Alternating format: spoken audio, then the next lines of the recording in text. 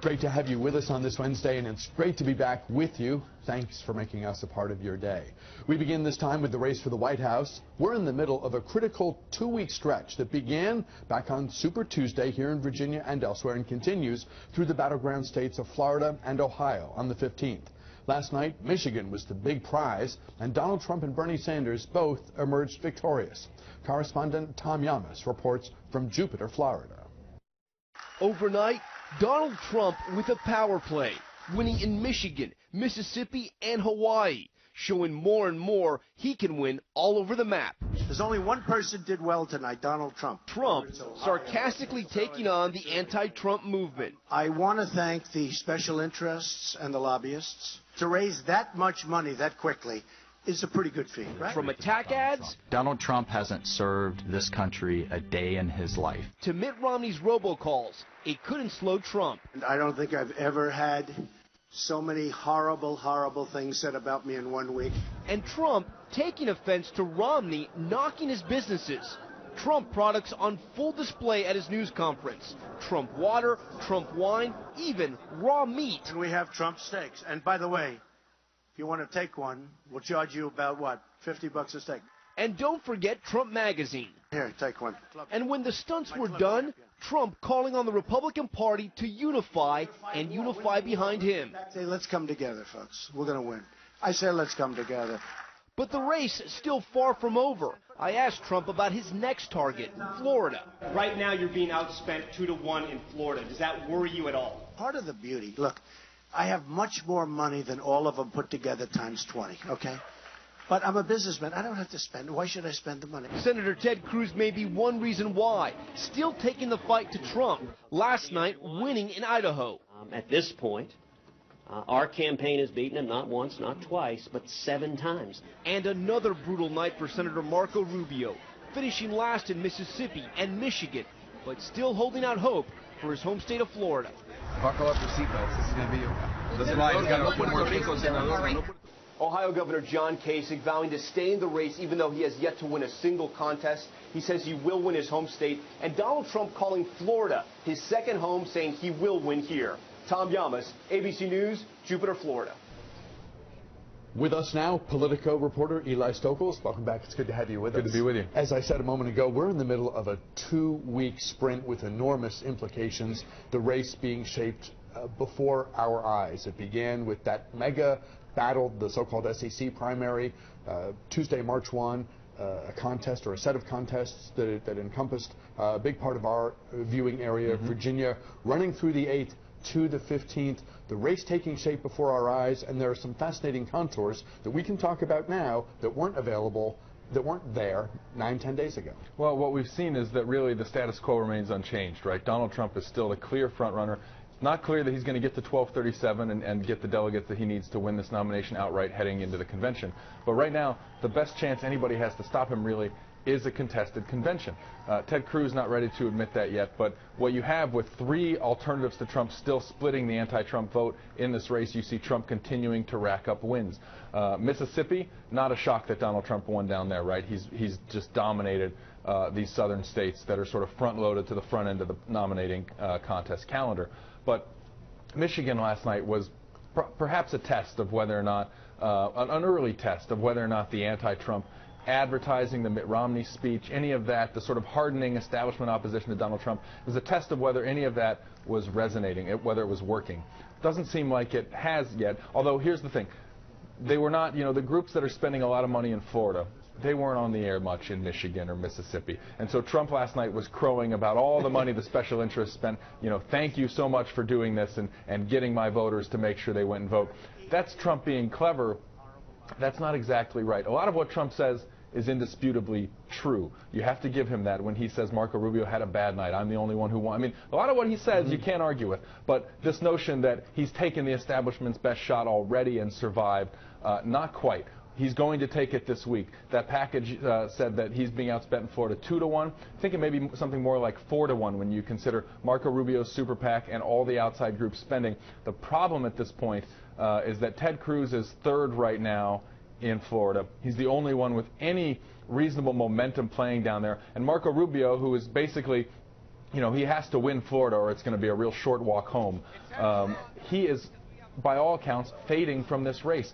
Didn't really compete in these other states, but the narrative after Super Tuesday and through last night is that this is a guy who looks to be dead in the water, and it is going to be increasingly difficult for him to win his home state, given that he shows absolutely just a flat line right now in the polls. Two big headlines coming out of Michigan, and we'll talk in a moment about Bernie Sanders' win over Hillary Clinton in a state that she wanted and thought, I think, that she was going to get, but we'll stay with the Republicans for now. There is this palpable yearning for a Trump alternative, and how bizarre would it be if you've tracked Ted Cruz and if you've heard him and have any sense of how he got to where he is, both in terms of Ted Cruz, the senator, and Ted Cruz, the candidate for president. How odd would it be for him to be the guy, the anti-Trump forces, many of them, you know, we're calling establishment types this cycle. If they end up rallying behind him, it'll be another strange feature and facet of what has already been a really crazy cycle. Yeah, I mean, I don't even think odd covers it. I mean, we entered bizarro world in this campaign cycle many months ago, but it just continues. I mean, Ted Cruz was on the Hill earlier this week trying to interview with some senators, trying to secure his first real endorsement. Hasn't gotten it yet, but this morning, Carly Fiorina endorsing him. I mean, and really, for those folks who are out there who might have an endorsement, I mean, endorsements don't really matter. What's Carly Fiorina's endorsement going to mean in an anti-establishment year? What's Jeb Bush's endorsement going to mean? Not much. But, you know, for folks looking at this race, I mean, you know, Lindsey Graham has been saying it for a week. We may have to just swallow the pill and back Ted Cruz if we don't want Trump. I think in establishment circles, there is some uncertainty as to, you know, if it comes down to Trump and Cruz, I mean, what's the difference, right? One is a guy you know and really most people on the Hill don't like. In establishment circles, they don't like him. Or Trump, who is totally unpredictable, but who may be, some people think, less of an electoral disaster in November than Cruz. I mean, Trump may, you know, forego any chance the Republicans have to win states where Hispanic voters matter, Nevada, Colorado, etc. But he may open up, you know, may put other states on the map. Some people think that Republicans could compete in Pennsylvania, which is a big prize if Donald Trump is the nominee, perhaps in Michigan. So it's really, you know, the establishment is conflicted itself in terms of if this is our choice, they're not all sure which is the better choice. And I think we have yet to hear a good or sound explanation for why the anti-Trump forces, those believe he'd be a terrible president, those believe he's damaging the GOP brand as we speak. Why did they wait so long? I don't know that anyone has sort of pieced that all together, but it is what it is. It's very much a part of where we are at this moment. I guess the best hope for people who oppose Trump right now, and Mitt Romney talked a little bit about this in his speech the other day, is for people, I guess basically what it boils down to is vote for the front runner in any, vote for the leading candidate not named Trump in every state that exists, that is before us. So Ohio, if Kasich's in the lead or he's number 2 behind Trump, vote Kasich. Florida, if it's Rubio in the lead or second behind Trump, vote for him. In other words, no one else can get to 1237. There just aren't enough delegates left. It's Trump or it's a brokered convention. Better the latter than the former. Yeah, they did wait too long, and now their best hope really is, let's just get to Cleveland. Let's just get to a contested convention and see if we can't get somebody other than Trump to win on a second ballot or a third ballot or whatever the case may be. It's crazy that it's come to that. But, I mean, that's where Mitt Romney and the Republican establishment is at this point. Not a great place to be, but that's the reality. And I think, you know, it is sort of fascinating to watch them try to game this out. And again, just as there's no consensus as to Trump or Cruz, who would be better, there's no real consensus as to how this should go. There is more pressure, say, today on Marco Rubio than there was yesterday to potentially, you know, drop out in Florida. I mean, there are people saying, like, look, you know, we do need to stop Trump, and if that's the game, you're not going to be able to do it. Kasich might be able to win Ohio. Looks like he's in slightly better shape in his home state.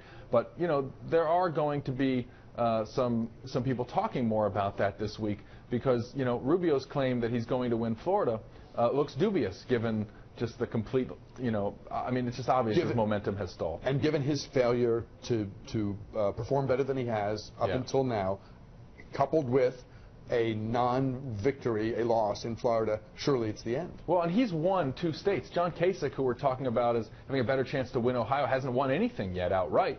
But it's more about expectations. Kasich has done a better job managing them. He has not been burdened by the heavy expectations that fell on Rubio, especially after Jeb Bush left the race to sort of emerge as the establishment's last best hope. Rubio has not consolidated establishment support, and he certainly hasn't showed well. I think the attacks, the rather juvenile, puerile insults that he was trading with Trump in the run-up to Super Tuesday hurt him. And I think really, people saw more of that in the debate last week in Detroit. And I think Rubio's support has just collapsed as a result. Let's talk about Michigan. Let's talk about the Democrats. Given her momentum coming out of Super Tuesday and the amount of time she spent in Michigan, and the favorable demographics that might have been in play in Michigan, all the more that we're calling Bernie Sanders' victory there stunning. To what extent is this a red flag moment? Well, it looked like it stunned Bernie Sanders last night. He looked like he was speaking in a log cabin and slapped a couple signs up behind him. It did not seem like he was expecting to give that victory speech. There he is right there. But, you have to understand that what the people in Michigan, this is a place that has had a real rough time of late, and there is a lot of dissatisfaction with the status quo. There is a lot of unrest and angst. And so the same reasons why Donald Trump managed to be successful and sort of, tap into the frustration that people feel on the Republican side, I think Bernie Sanders was able to capitalize on that as well. I mean, pollsters had Clinton winning by double digits, so, a huge failure in the polling. And her ability to stand there and say, I voted for the auto bailout, you did not. If that isn't a knockout blow occurring right before your eyes. The trade issue, he killed her on the trade issue. I mean, that was perhaps as damaging a thing and more damaging than anybody expected it to be to Hillary Clinton. And that may account for some of the difference. Bernie Sanders may also have done a better job campaigning in African American communities there than Hillary Clinton's people expected him to. I think, in terms of the delegate math, she's still way ahead. Nobody's saying, oh, this is totally different and now he's going to win the nomination. But this keeps going a little bit longer as a result of this. And it does just sort of underscore, again, Hillary Clinton's vulnerabilities in sort of with Democratic voters and just generally that she's not, even when she seems to be gaining strength, isn't able to sort of close the deal. And to your point, Bernie Sanders seems much better as a speaker when he's got the crowd with him, when he's got the crowd literally and figuratively behind him. Not what we saw the other night, but a win's a win. Michigan was a big one. And so it's on to March 15th. If you're in town next week, we would love to talk with you again after the balloting in March 15th. Going down to Florida tomorrow, but we'll be back, so I look forward to seeing you. Eli Stokols of Politico, great having you here. Thanks, as always. We'll talk with you again. Thank you, sir. When we return, we'll talk with former Northern Virginia Congressman Frank Wolf. Keep it here.